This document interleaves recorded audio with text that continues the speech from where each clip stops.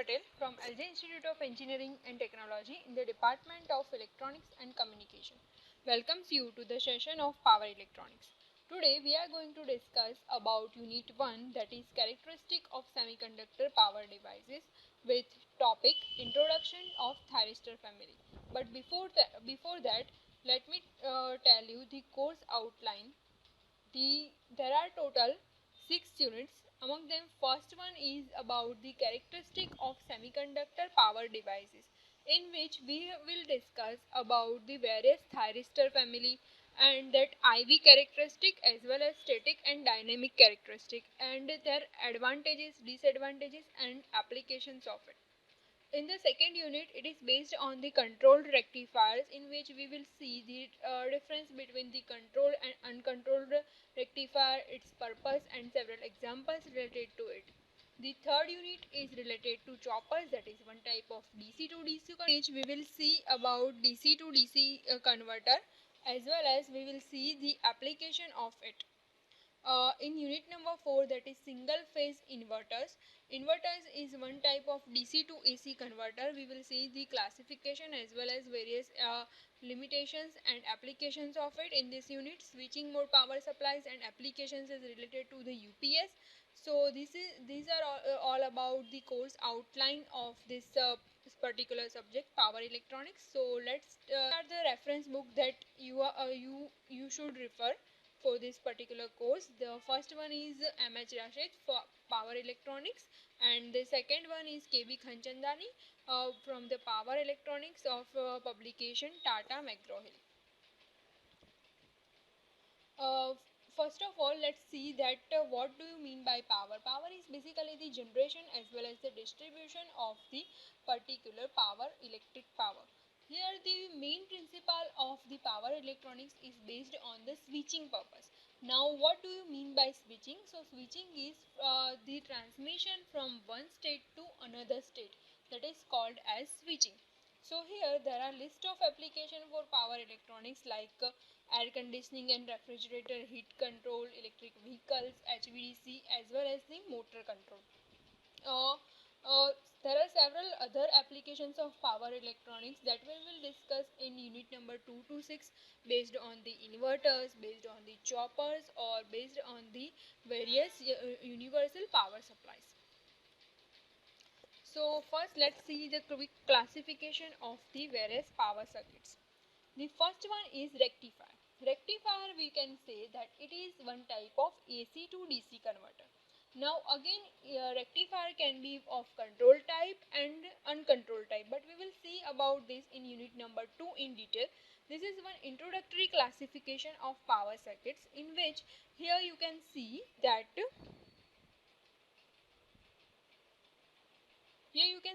here the first is diode 1 and the second one is the diode 2. So at a time only one diode will operated, and according to it the waveform can be seen. So here you can see that for the AC supply you can see that from 0 to pi and pi to 2 pi the waveform will be on the positive half cycle. At a first time interval it will be operated when the diode 1 is on, and on the second time interval it will be operated when diode 2 is on. So D1 and D2 will be operated accordingly on the first half and the second half. So this is all about the rectifier. You can also use as a silicon control rectifier for the further example. Here you can see the second classification is for the AC to DC converter with the SCR as a control device. So this is also one type of rectifier, but with the control device connected. Here this control device is SCR is connected over here. SCR means silicon control rectifier. So here in place of diode 1 and diode 2 we will connect the SCR1 as well as SCR2, and the load is connected across it, that is RL. So here you can see that on the first cycle, that is 0 to pi, the SCR1 is operated with some firing angle, that is alpha.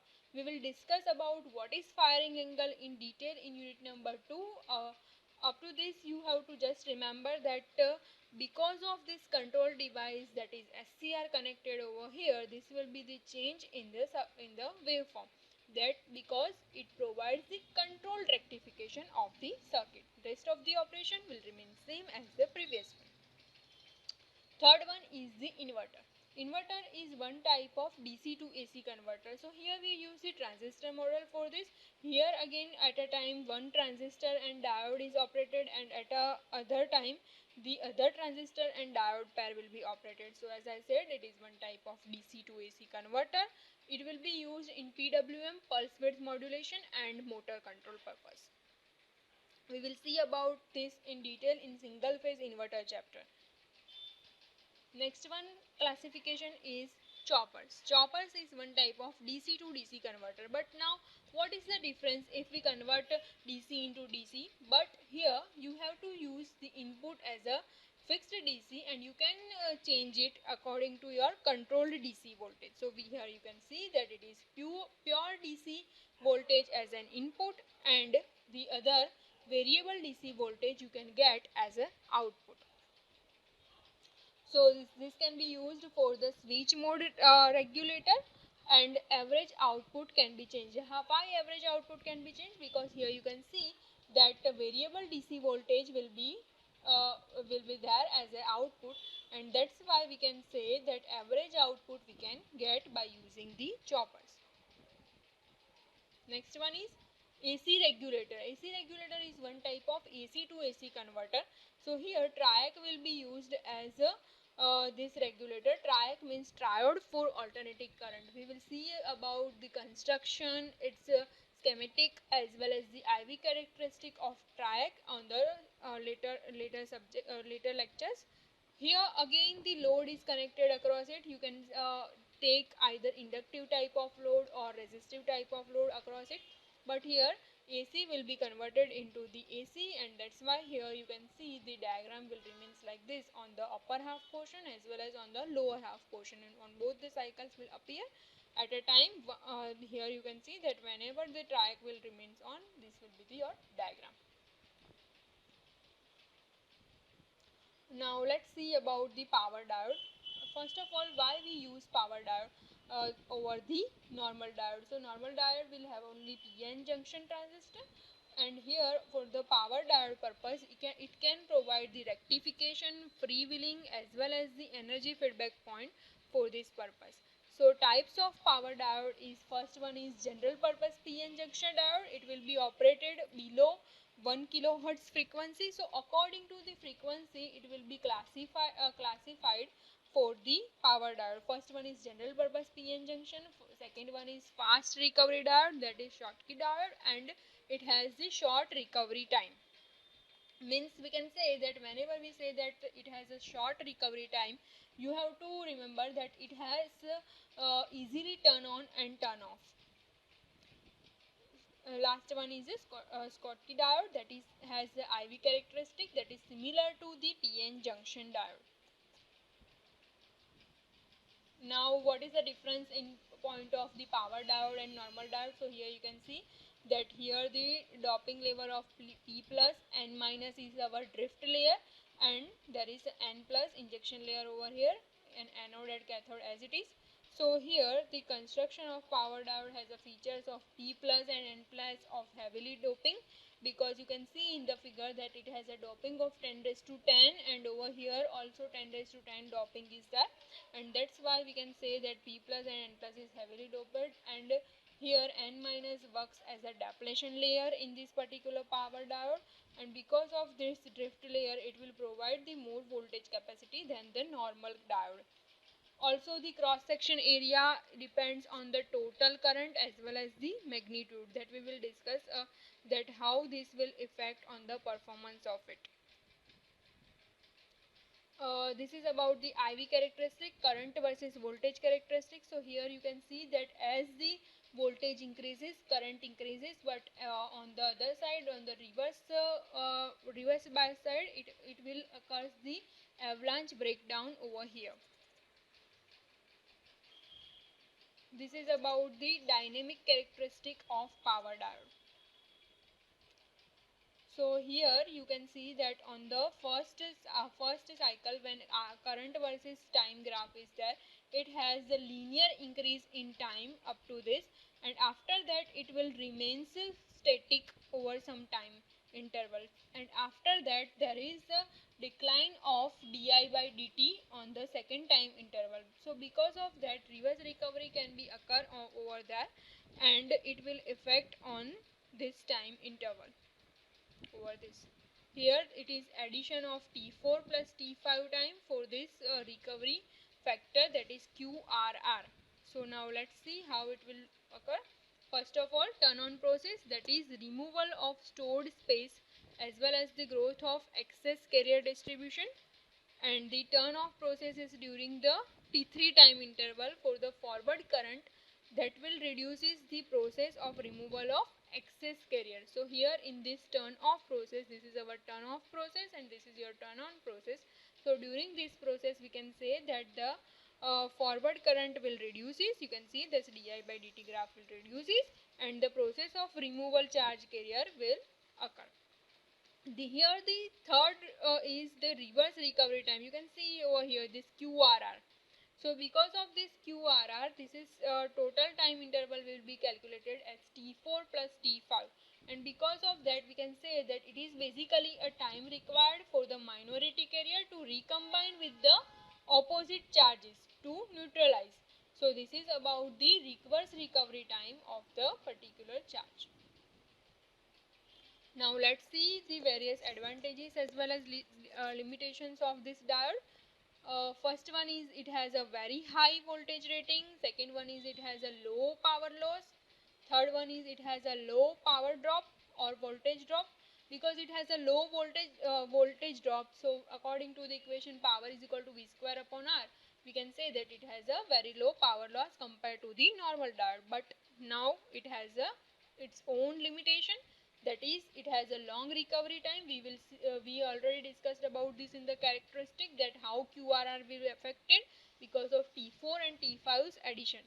It can operate only for the 1 kilohertz of range of frequency, and the most important limitation of it is it is not control device, because the SCR will provide the control rectification as well as we can use it on the inverter purpose also. So here the main limitation is it is not control device.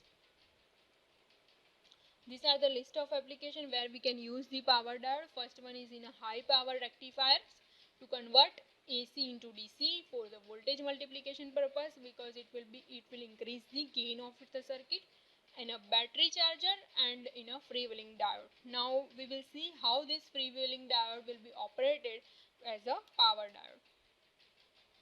So first let's see power diode as a freewheeling diode. So for using it as a freewheeling diode, you have to connected it with across the load in AC to AC converter. AC to AC converter or DC to DC converter means either in a AC regulators, or DC to DC converter means either you can use it in chopper circuit. So here you can see AC to DC or DC to DC converter, and across it here you connected the freewheeling diode, and here there is your load.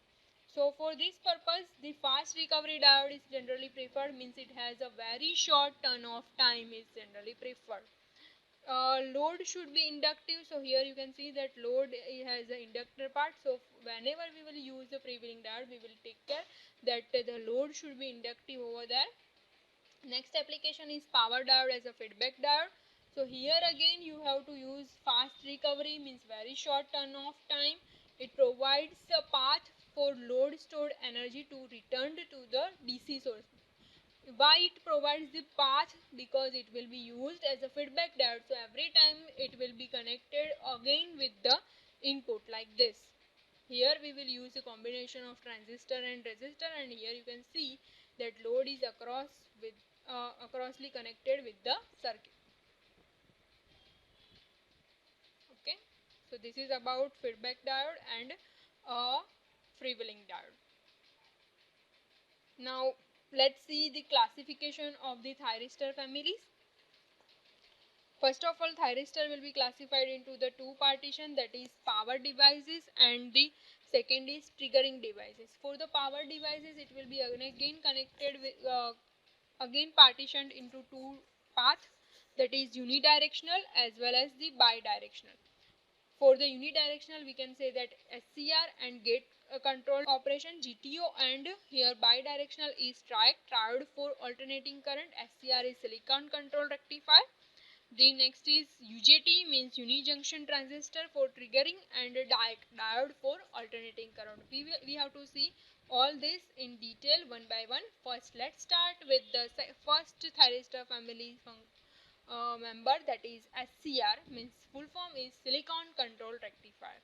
It is one type of oldest type of power device. It has a highest power handling capability among all power semiconductor devices. So this is the biggest advantage of it. It has construction different than the power devices because it has a 4 layer of anode, cathode, and here the most important part is gate. By this fourth terminal, that is gate terminal, it will provide us the controlled function that is absent in the power diode case. So it will overcome the limitation of power diode. Here you can see that PNPN means total 4 layer construction is there. So it will provide the 2 transistor. Here you can see PNP 1 transistor and the NPN is our second transistor. So it will operate in a 2 transistor mode. This one you can see here, over here there is a gate terminal to provide the control.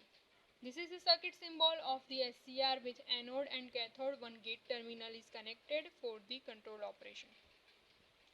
This is about the IV characteristic of SCR, that is our current versus voltage characteristic.